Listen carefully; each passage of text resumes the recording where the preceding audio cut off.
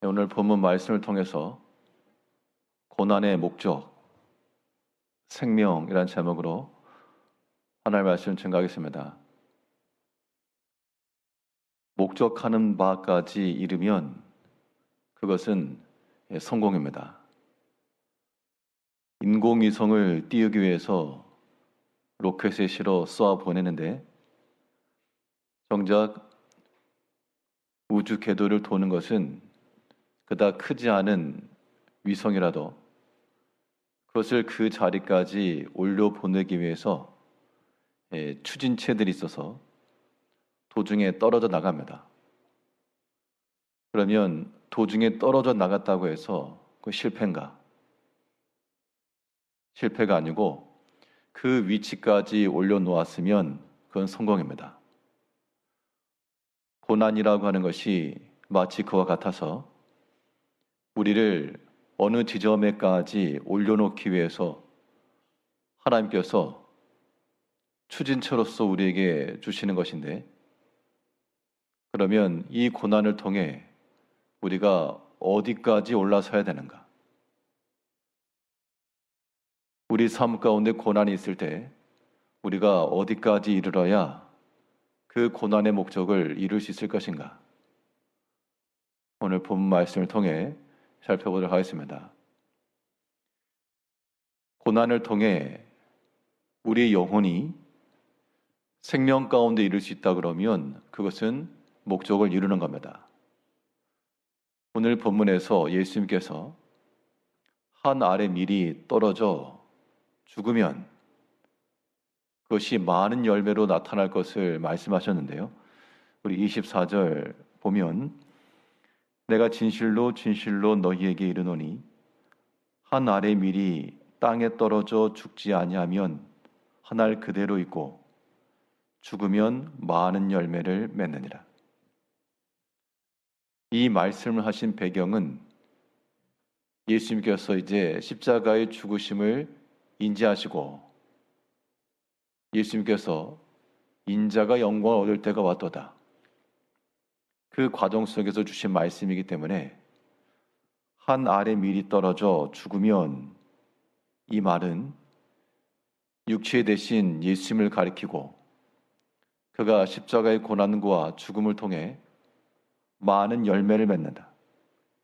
많은 이들을 살릴 것을 이야기하고 있는 겁니다. 그 고난을 통해 예수님께서 고난당하고 죽으셨으나 예수께서 사셨고 그 고난을 통해 예수께서 사심으로 그와 연결된 우리 모든 성도들이 함께 산 겁니다. 즉 그리스도께서 당하신 고난은 그 고난에서 멈추지 않고 우리를 살리는 데까지 이르렀다. 이것이 예수님께서 당하신 고난의 목적을 이룬 겁니다. 이제 그러면 우리는 어떠한가? 우리 인생을 살아가면서 우리가 여러 가지 고난을 당할 때 그때 우리가 어떤 마음을 지녀야 되는가? 예수님께서 말씀하신 것처럼 한 알의 밀이 떨어져 죽어 많은 사람을 살리는 생명의 결실로 나타나면 되는 겁니다. 이런 고난의 때 우리가 이러한 생명의 길, 살아나는 길을 얻으려면 우리에게 무엇이 필요한가? 먼저는 이 고난을 통하여 하나님의 말씀을 깨달을 때 그것이 우리에게 생명입니다. 고난의 목적이라고 하는 게 살리는 거니까 사람을 수술대 올려놓고 원치 아니하는 약물을 투여하고 때로는 몸을 개복하고 해도 그것은 사람의 몸을 해롭게 하려는 것이 아니라 살리기 위해서 하는 겁니다. 하나님께서 우리에게 고난이라고 하는 메스를 대시는 것도 우리를 살리기 위해서 살아나라고. 그 고난을 통해서 우리가 주의 말씀과 그의 뜻을 깨닫게 되면 이제 우리가 생명에 이르기는 겁니다. 다윗은 말하기를 그가 일평생 동안 하나님을 경외하고 주를 따랐으나 그 신앙 고백을 보게 되면 이렇습니다. 고난과 관련해서 고난이 내게 유익이라. 고난을 무익하다 말하지 않고 유익하다 그랬는데요. 왜 유익하다 그랬는가 하니 내가 고난 당하기 전에는 알지 못했는데 고난 당한 후에 주의 율례를 깨닫게 되었나이다. 그 전에는 알지 못했다가 그 고난을 통해서 이제 하나님의 뜻과 그 말씀의 의미를 이해하고 깨달았다. 말씀을 깨달았다라고 하는 것은 우리 영혼이 살았다는 증거입니다. 이것이 우리 삶 가운데도 그대로 적용이 되어야 되겠습니다. 우리가 크고 작은 일들이 많고요. 또 말 못할 사정들도 있을 것이고 그것이 다 우리 가운데 고난일 건데 그럼 그 고난 중에 우리가 그 고난을 당했으니 내 인생은 슬픔이요. 내 인생은 또한 실패요. 그렇게 끝나면 안 되는 겁니다. 그것은 고난의 목적을 이루는 게 못 됩니다. 그런 고난이 있을 때마다 우리는 어디까지 이르러야 되는가? 우리 영혼이 살려면 하나님 말씀이 기억나셔야 되고요. 하나님 말씀을 깨달아야 됩니다. 그 말씀이 우리 마음 가운데 각인되고 각성될 때 그때 우리 영혼이 사는 겁니다. 하나님께서 우리에게 고난을 주신 목적도 아프라고 낙심하라고 주신 게 절대 아닐 거기 때문에 그러한 모든 순간순간들마다 나를 향하신 하나님의 사랑을 알고 그의 은총을 알고 그의 생명의 말씀을 깨달아 알아나가는 것, 그것은 우리 영혼을 분명 살리는 길이 확실합니다. 요셉도 그가 꿈을 꾸었고 하나 앞에서 크게 쓰임받은 인물이었지만 언제까지 고난당했습니까? 그 인생 자체가 고난의 연속이었죠. 형들로부터 배반도 당하였고 종으로 팔려나가서 거기서 가장 낮은 밑바닥과도 같은 그런 삶을 살았고 또 부모를 떠나 원치 아니하게 이방에서 생활하였고요. 억울한 누명을 썼고요. 이게 다 고난인데 그런데 그 고난이라고 하는 것이 내 인생에 왜 이러냐 라고 하던 그런 마음이 일순 해소되는 때가 언제였는가? 그가 주의 말씀을 깨달을 때 해소가 되었다는 겁니다. 그의 발이 착고에 매여 여전히 감옥 가운데 있었지만 언제까지 있었는가 하니 주의 말씀이 저를 연단할 때까지라. 그 말씀을 이제 깨닫고 나니까 요셉은 그가 당하였던 고난의 의미를 안 겁니다. 그래서 전에 형들이 나를 미워해서 팔아넘긴 것을 생각하면 참 사람이 잠을 이룰 수 없고 원수를 갖고 싶고 그런 건데 깨닫고 나니까 그 형들을 만났을 때 뭐라 그랬습니까? 원수를 갖겠노라 말하지 않았고요. 근심하지 마소서. 한탄하지 마소서. 당신들이 나를 여기에 판 것이 아니고 하나님이 나를 앞서 보내셨습니다. 우리 가족 구하려고 이 민족 건지시려고 하나님이 나를 당신들 앞서 보내셨습니다.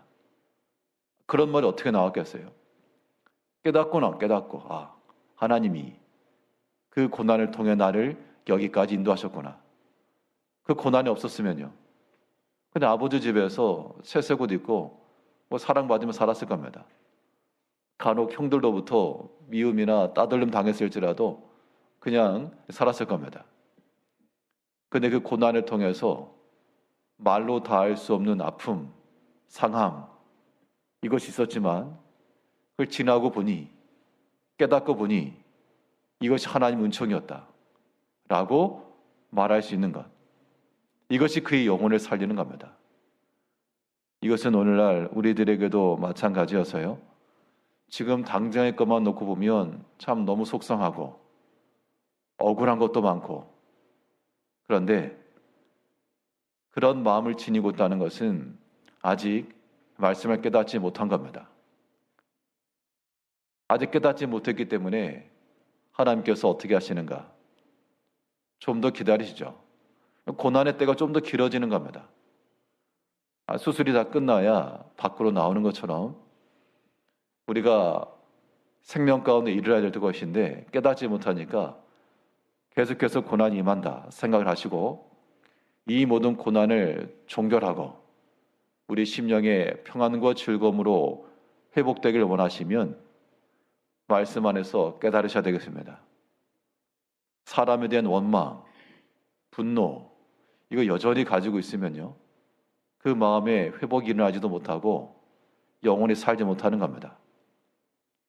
이 모든 것이 사람으로부터 연유했어도 하나님이 허락하신 거라 생각을 하시고 우리가 하나님을 대적해서 이길 수 없으므로 하나님이 하신 일은 다 옳은 거죠. 그래서 우리가 이 고난을 당할 때 우리 영혼이 살아나기 위해 우리 영혼이 살기 위해서 말씀을 깨닫고 그 말씀으로 해석하고 적용할 줄 아는 그런 능력이 우리 가운데 필요한 겁니다. 고난을 당할 때마다 나에게 힘이 되고 위로가 되는 말씀을 찾으셔야 돼요. 다윗은 말하기를 이 말씀은 고난 중에 내게 큰 위로라. 그러니까 사람이 고난 당할 때 무엇을 통해서 위로받는가 하니 하나님 말씀을 통해서 위로받는 거예요. 그 말씀이 나를 살렸다라고 말하고 있습니다. 우리가 고난 중에 있을 때 생명이 이르기 위해서 그래서 우리에게 말씀이 필요한 겁니다. 깨달으셔야 돼요. 시편 119편 50절을 보게 되면 잠시 한번 찾아보겠습니다. 시편 119편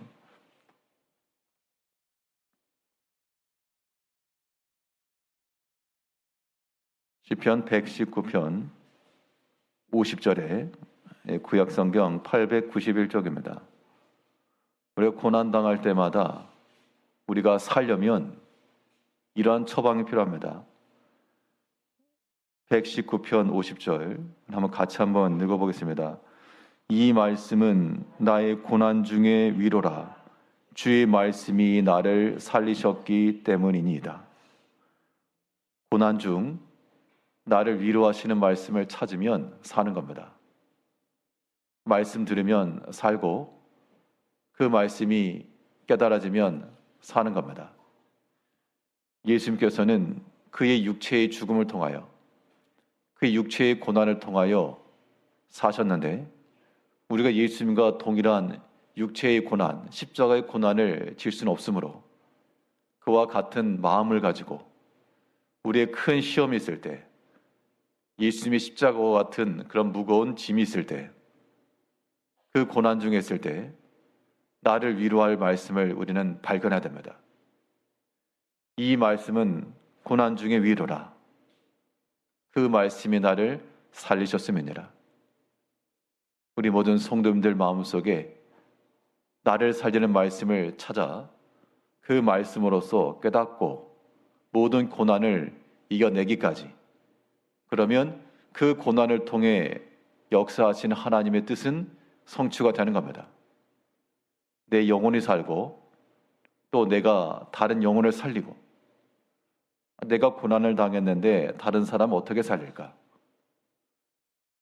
우리가 고난 중에 믿음으로 잘 인내하면요.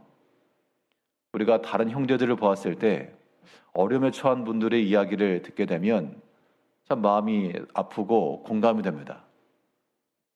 그러다가도 믿음 안에서 잘 견뎌내고 낙심치 않고 소망 중에 그래도 믿음 쓰려고 노력하고 그런 모습들을 보면 굉장히 힘을 얻습니다.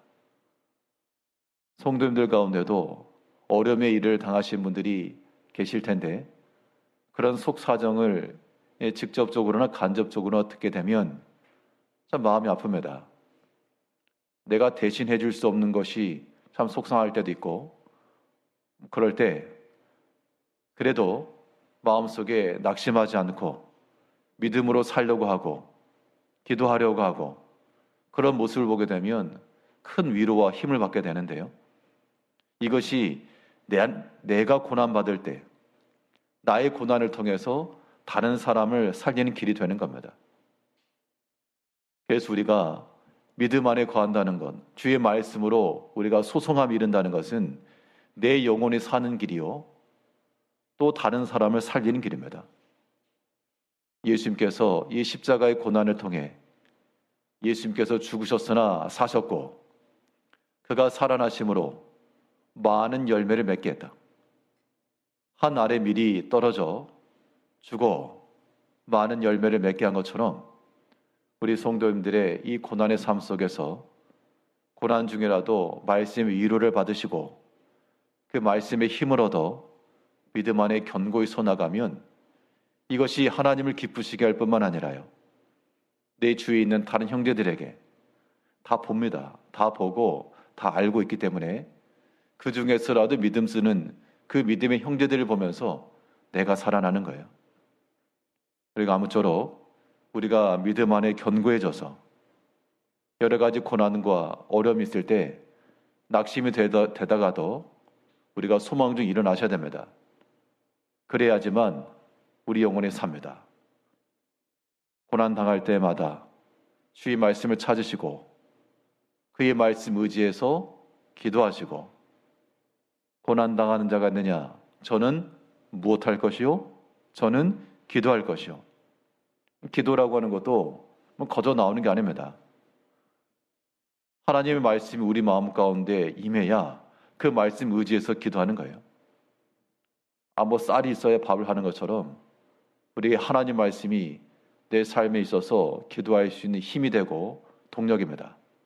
그러므로 어떤 일이 있을 때마다 하나님 말씀 힘써 읽으시고 들으시고, 보면 보이고 들으면 들립니다. 그것이 내 영혼을 살리는 하나님의 능력이 되는 줄 알고 모든 고난을 이겨낼 만한 생명의 말씀을 찾아 그 말씀을 위로로 받아 영혼이 사시고 힘써 살아가는 그 영혼을 통해 또 우리 주위에 있는 다른 형제들도 살린다라는 마음을 가지시고 이 한 주 동안에 하나님께서 우리에게 고난을 주신 목적은 우리로 하여금 낙담하고 좌절하고 슬프라고 주신 것이 아니라 무엇하라고요? 살라고, 살아나야 됩니다. 하나님 말씀 의지하여 힘써 간구하여 우리 영혼을 살리시는, 나로 하여금 생명이 이르게 하시는 하나님을 기대하면서 모든 고난을 다 이겨내 우리 주님께서 고난 다 이기시고 사신 것처럼 우리 또한 이 모든 고난 중에서라도 생명 이르기까지 우리 영혼의 기쁨과 즐거움을 찾기까지 이 모든 고난 잘 이겨내시는 그런 능력 있는 우리 성도님들 되시기를 바라겠습니다. 기도하겠습니다.